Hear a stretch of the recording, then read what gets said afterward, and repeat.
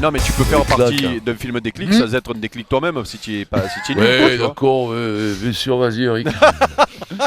C'est pour rire, c'est excellent. Oh, un bout de pas, ça va. Mais je boude pas. C'est pour ça, en fait, c'est parce que c'est son expérience personnelle qui fait qu'il ne croit pas au déclic. Non, moi, franchement, j'y crois. J'y crois dans le sens où tu as comme ça, sur une génération, dans n'importe quel sport, j'y crois, tu as comme ça un match qui va faire prendre conscience au groupe que tu es au niveau et qui va aussi faire prendre conscience à l'entraîneur. Tu sais, il y a des matchs des fois qui dégagent une équipe type aussi, ça peut être ça le déclic. Tu as des entraîneurs qui cherchent une formule et puis d'un coup il y a le match qui fait que ben voilà, l'entraîneur il a trouvé son équipe.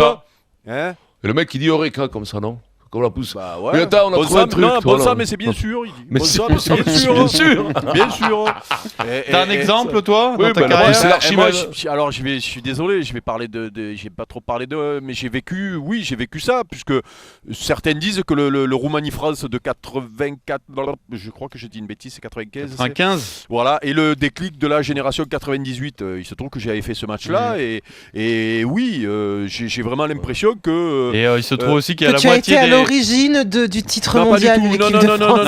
Non, Il se trouve aussi que la moitié des mecs qui ont joué ce match n'étaient pas en équipe de France en 98, non? Bah non, il y avait Barthez ce match-là, alors que il n'était pas très souvent titulaire à ce moment-là.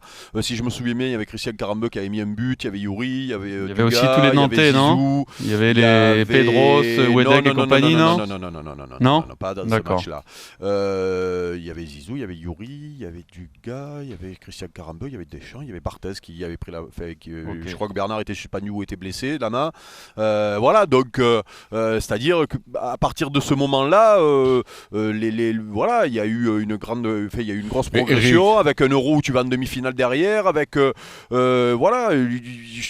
Il faudrait vérifier, mais je pense qu'il y avait 3/4 de l'équipe qui était à ce match-là. Exact, je l'ai sous les yeux. Voilà, alors vas-y, donne, et tu vas voir qui y avait. Angloma et Guérin, je crois qu'ils ont tous fait la Coupe du Monde. Et moi. Et toi. Donc Dugarry, Djorkaeff, Zidane. Donc sur 11, quand il y en a 3.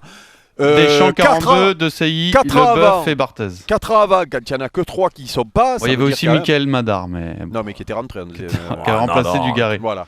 Donc si tu veux. T'as compris quoi. Madar, où il jouait lui? Il jouait à Paris, à Cannes, à Monaco. Bon, enfin voilà, toujours est-il que pour les joueurs, ça peut faire de faire une grosse perf comme ça peut faire prendre conscience de son niveau, comme l'a fait l'équipe de France en Espagne, et aussi pour l'entraîneur dégager dégager une ossature, des garçons qui vont d'un coup devenir évidents. Voilà, tu tâtonnes et puis d'un coup, hop, ça y est, tu as trouvé la solution, c'est ça. Voilà, sans plus, il faut pas chercher plus loin, Vincent. Maryse, tu crois au match déclic?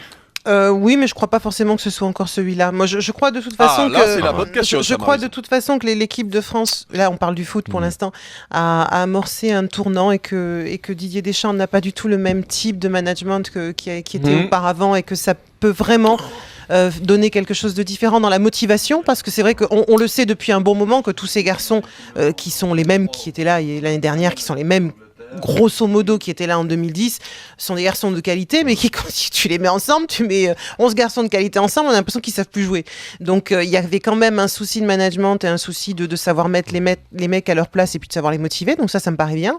Ça me paraît encore plus intéressant quand c'est un Espagne-France, parce que quand tu as un gros match, c'est là où tu motives les gars, où tu les mets ensemble.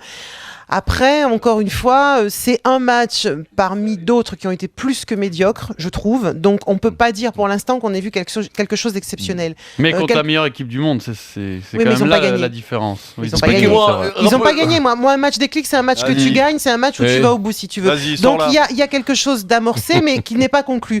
Quant au rugby, franchement, c'était un beau match. Moi, ce qui m'a fait plaisir, ce qui m'a fait plaisir surtout, c'est que on a vu le retour d'un gars qui en a gros vraiment à jouer, c'est Michalak. Voilà. Maintenant, encore une fois, je sais que Vincent l'aime pas. Maintenant, tu sais qu'en face, c'était pas non plus la super grosse équipe, et que je pense pas non plus que pour l'instant il y a eu un déclic, pour la bonne et simple raison que je pense pas encore qu'on ait une équipe type. C'est-à-dire que je pense que rugby, là, oui. Donc que ce soit en rugby ou en foot, il y a des choses qui se sont passées, elles sont positives, mais pour moi, c'est pas le tournant de ces deux équipes de France. Espagne-France en foot, France-Australie en rugby, croyez-vous match déclic? Laurent Blanc, il a eu quand le déclic? Et Santini avait les yeux de Bigorneau. Quand c'est qu'il a eu le déclic. Non, t'as pas le droit de dire ça. De Bigorneau, t'as pas le droit. Si, j'ai le droit. T'as pas le droit. T'as pas le drois. T'aurais couru le marathon de New York, on te pardonnerait, mais là, non, même pas.